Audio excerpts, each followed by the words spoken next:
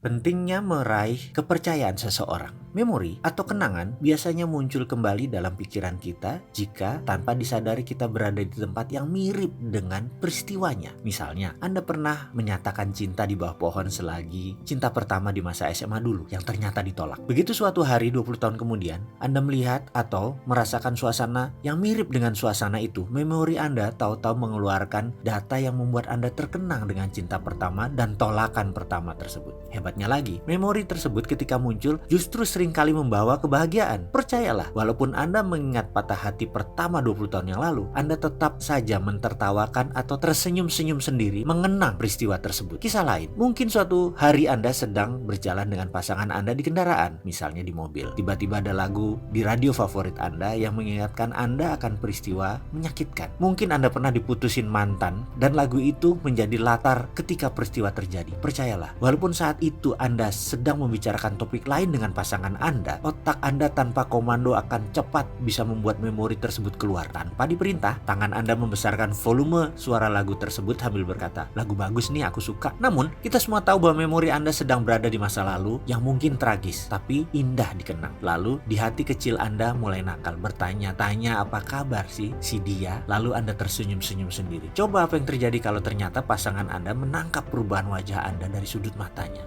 Sisa cerita ini Anda sendiri yang melanjutkannya ya, karena pasti beda-beda reaksinya pasangan Anda. Saya pun saat ini sedang masuk ke zona memori tersebut. Saya teringat ketika dulu masih di Balikpapan, sewaktu di SMP, ada seseorang mendekati saya di kelas. Dia memberi saya sebuah prakarya sekolah yang menurut saya bagus sekali, yaitu logo Pendidikan Indonesia Tut Wuri Handayani dibuat dari triplek yang digergaji olehnya. Mungkin Anda tahu gergaji triplek berbentuk U, seperti celurit yang ada mata gergaji tipis menyambung kedua ujung U tadi. Cara menggunakan gergaji itu dengan tangan dan sisi ujung U yang lainnya ada di ketiak Anda. Sulit sekali melakukan pekerjaan dengan gergaji U tersebut karena bisa putus mata gergajinya yang seperti kawat tipis. Jadi ketika mendapat hadiah pekerjaan tangan tersebut, saya benar-benar terkesan. Seorang anak SMP melakukan pekerjaan itu mungkin bisa makan waktu bulanan karena triplek Tut Wuri Handayani itu ukurannya besar, hampir 1 meter. Semua huruf, semua lekukan gambar sayap, semua digergaji dengan halus. Sewaktu menerima hadiah tersebut, saya ucapkan terima kasih kepada pemberinya. Dia Ben Hur Panjaitan. Saya sebenarnya tidak terlalu kenal dia, namun kalau pulang sekolah, kami sering satu jalan dan dia tiba di rumahnya terlebih dahulu. Dari jalan raya masih masuk ke gang. Mobil tidak masuk, hanya motor. Kami beda kampung, dia lebih dekat ke sekolah. Ketika 10 tahun berlalu, saya sedang mengunjungi sebuah lokasi di Desa Colo, Kudus. Ada sekolah mirip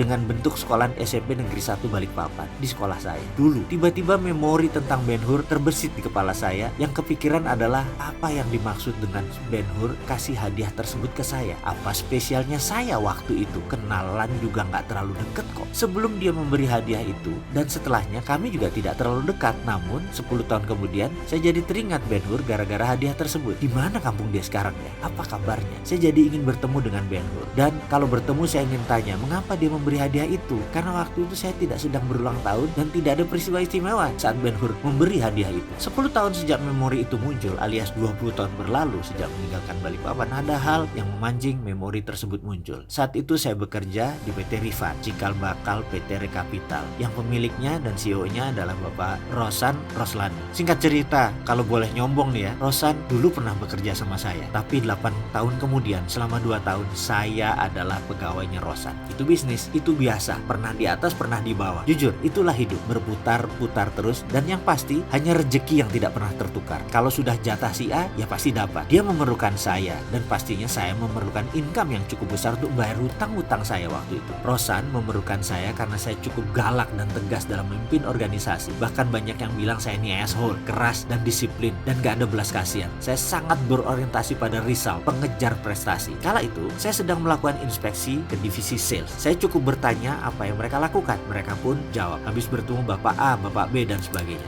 Maka saya bilang, coba telepon mereka lagi. Bilang saya ingin bicara. Mereka yang bohong atau tidak melakukan prospecting pasti panik. Beberapa orang tertangkap tangan bohong dan saya nggak panjang lebar. Anda keluar. Dan begitu juga ketika saya berbicara dengan Bapak A atau Bapak B. Ternyata mereka ketemu atau benar-benar mereka ketemu. Ya selamatlah posisi mereka. Sekali lagi, kalau mereka tidak bertemu atau tidak berkomunikasi, bahkan tidak mengerti produk perusahaan kami, tanpa pandang bulu, saya pun bilang ke sales tersebut, sebaiknya kamu mengajukan surat resign sekarang daripada saya pecat. Kondisi kamu jelek di luaran. Saya tahu itu kejam sekali, tapi begitulah saya dulu. Kemudian Kemudian sampailah saya sebuah meja, lalu saya tanya kepada seorang sales bernama A. Saya nggak sebut namanya ya, tapi ini benar. Mana kartu nama orang yang kamu prospek hari ini? A dengan perlahan menyerahkan setumpuk kartu nama kepada saya. Ini Pak. Kemudian saya cek satu persatu. Lalu mata saya menemukan nama yang sangat familiar, Ben-Hur Panjaitan. Masih dengan mempertahankan wibawa saya tanya, siapa Pak Ben-Hur ini? Oh, dia pengusaha sukses Pak di bidang IT, kata A. Sulit bertemu dengan dia. Dia kontraktor IT utama di Pemda Jakarta dan lembaga pemerintah.